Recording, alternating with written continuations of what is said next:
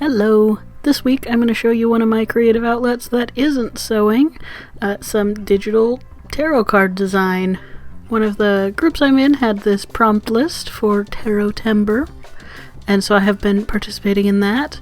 I'm just going to show you how I go about designing one of my cards. Then at the end I will show all the cards I've designed this month. I just have an old version of Photoshop that I work off of. And all of my assets, this is digital collage, are from either Tom Chalky, that is where all my fonts used are from as well, or Heritage Type. I'll have links to those places down in the description if you guys are interested in getting a hold of any of these assets. And the print template I'm using is from makeplayingcards.com, just so I know all of my allowances are right if I want to get these printed out, which I think I will.